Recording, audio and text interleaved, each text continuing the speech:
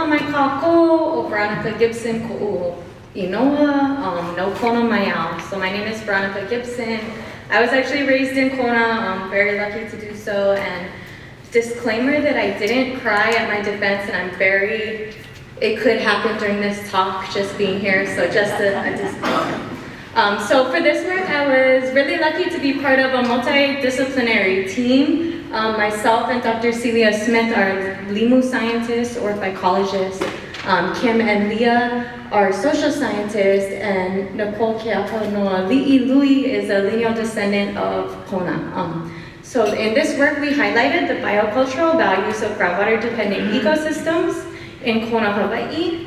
And biocultural is just the linked ecology and culture of any given system. So myself and my co-authors would like to acknowledge the land on which we stand as the native lands of the Kanaka-Oiwi Native Hawaiian people. We would like to acknowledge the illegal overthrow of the Hawaiian Kingdom and annexation of Hawaii by the USA.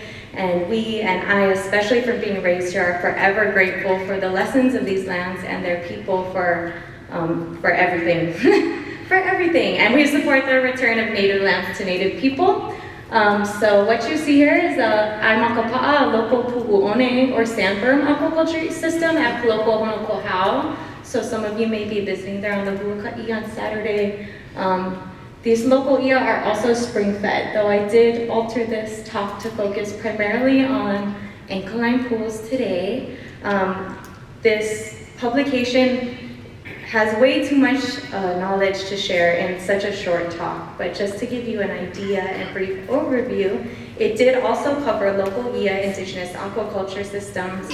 In this publication, we called the anchialine pools local vaikai because we didn't only focus on vai-opai, but all pools that may or may not contain opai. So that was a long discussion of what we would call them broadly. And the last groundwater-dependent ecosystem we focused on in this research were muliwai and how they relate to nearshore reef ecosystems. So they're fed by submarine groundwater discharge springs. So it's really a continuum of groundwater-fed systems along these coastlines. And if you can imagine, even our reefs are groundwater-fed and are highly productive because of that groundwater. Thank you to Ku'ule and Leah for the amazing introduction that I now don't have to do.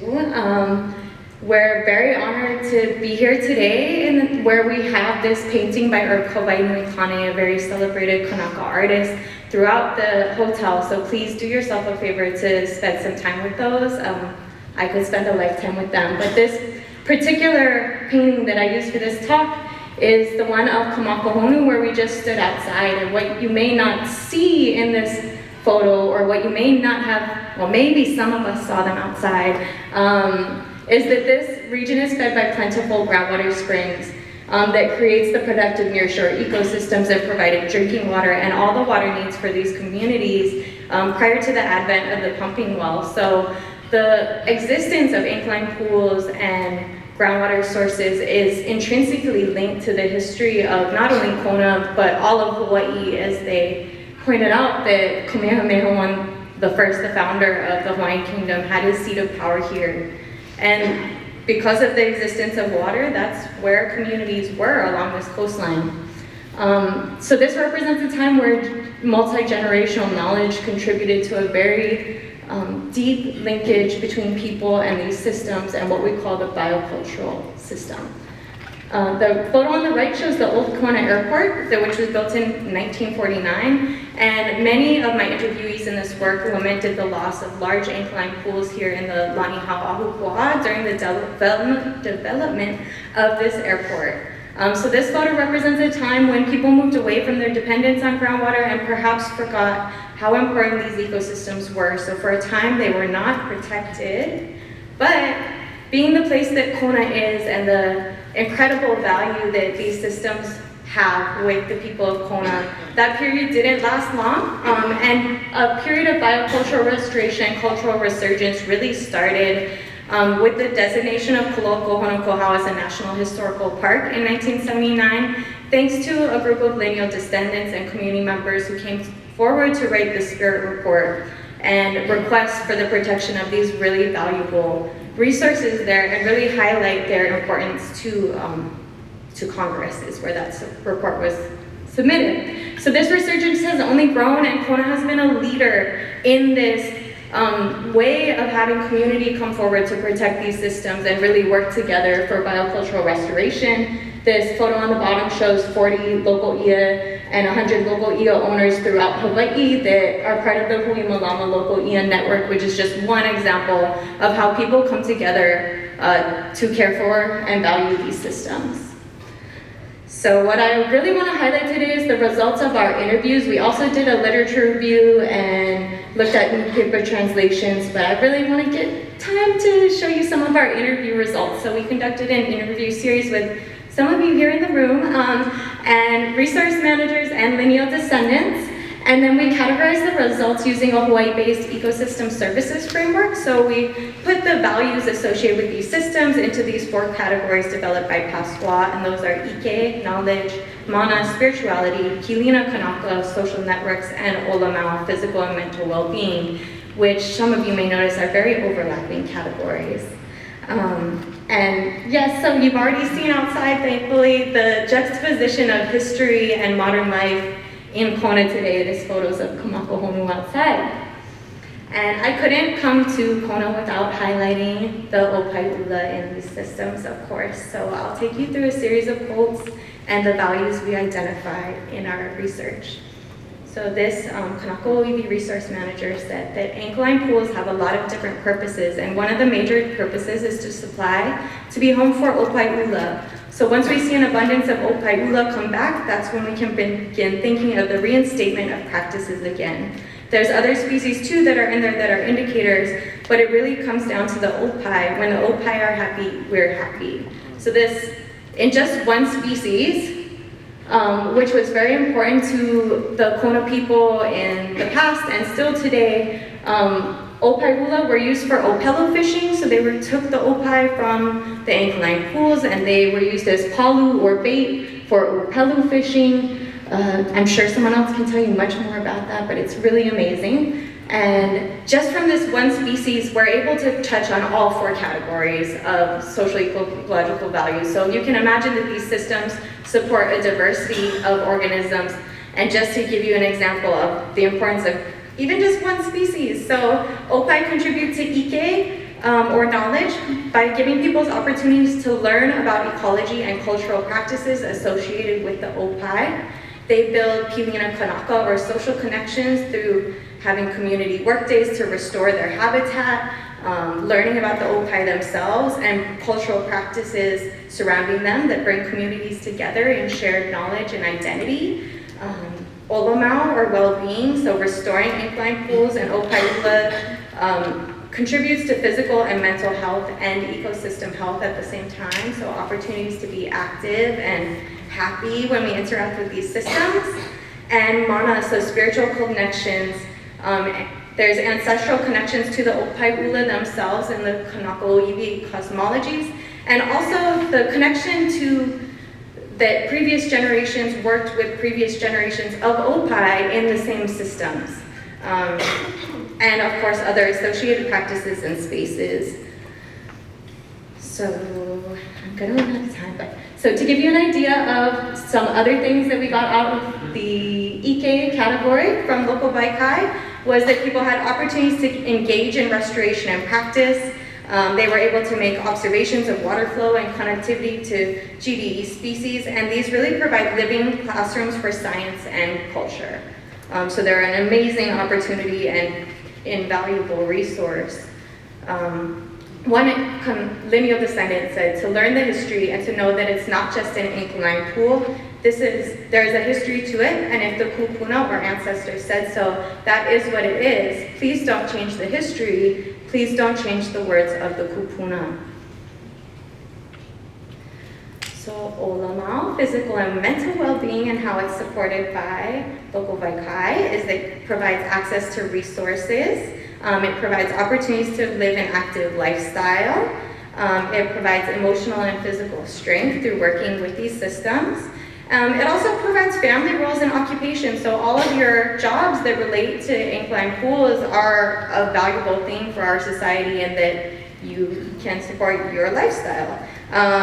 They're a physical and mental sanctuary, and there are many healing practices associated with these pools, and again, the multi-generational practice. So moving into Olamau, physical and mental well-being. Interacting with GDEs gives them, Kanaka-Oiwi and other youth, an opportunity in a non-threatening, non-judgmental space to be who they are. It then allows them to drop some of the barriers, the fences that they create in their lives because of some of the trauma that they experience. So this was a Kanaka-Oiwi resource manager who works with at-risk youth programs in restoring incline pools. Mana. I think we've already covered some of these things, but physical, mental, and cultural connections to GDEs, fulfilled sense of kuleana or responsibility that we're doing the right thing, connection to ancestors, recognition of wahipana or storied places, knowing those place names and associated histories have great value to our culture and our people, and connecting to GDE associated environmental indicators can also have a spiritual connection. So when you begin to do things that are pono or righteous in different environments because you understand that it also nurtures you, it spiritually nurtures you because you begin to understand this, everything and the interconnectedness. Says another Kanaka-Oiwi resource manager who works with the pools. These are some very important bathing pools, ones for the ali'i, also found at Honokohau. So moving into Pilina Kanaka, as you can see, there's so many ways that these pools are valuable to us. The foods and goods produced support family and build connections, shared local values and knowledge, building networks of volunteers, cultural practitioners, and resource managers. So there's all kinds of communities that arise through caring for and valuing these pools. Connections also through cultural practices, so hula halaus who dance about these places or interact with these places to make implements, canoe clubs, etc. And shared work has been shown to build connections between people. So that's an important part of being a person, as we all know from our isolation over the past 2 years in COVID, right? Okay, so Pilina Kanaka, social interactions and networks. It's a matter of keeping interests of the children now who are going to be the future caretakers in future generations, and it's a matter of just getting a few of them interested in it, knowing the need, the purpose, and the value of these areas. And I will say that our interviewees also highlighted the importance of people outside of science and outside of cultural practitioners recognizing this. So even judges and construction workers, you know, like when you're a kid growing up here, you go on field trips and you interact with these sites and you realize your impact on those places, and that's really invaluable when you have someone out there working and knowing how their actions are going to impact the source of water. So my last quote that I'll leave you with is a beautiful one from a Kanaka-Oiwi lineal descendant interviewee. The value in the insistence on perpetuating this knowledge. You are not thinking in terms of years, you are thinking in terms of generations. To Malama, care for is sustaining not only the physical nature of water flow and our place in the hydrological cycle, but our relationship to the elements in the hydrologic cycle, including each other. So I really encourage you to start thinking of these systems as including you and including all the things that we as people do to value, use, and care for them. With that, I'll say mahalo nui loa to especially my interviewees, also to our community partners and funding sources. It was really an honor to do this work and to present to you all today. I managed to not cry. With that, I'll just say mahalo nui loa. I'm not sure if we're holding questions till the break. Okay, we have time for questions if there are any. Thank you.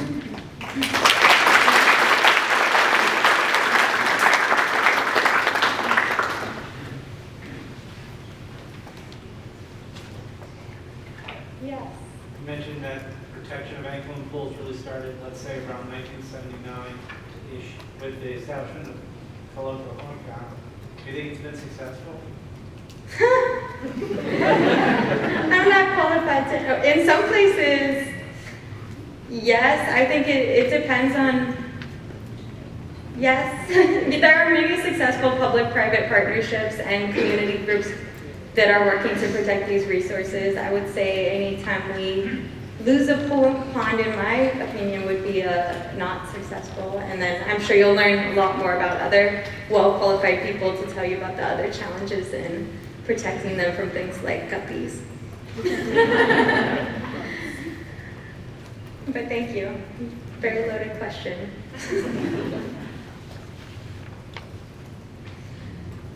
Okay, thank you.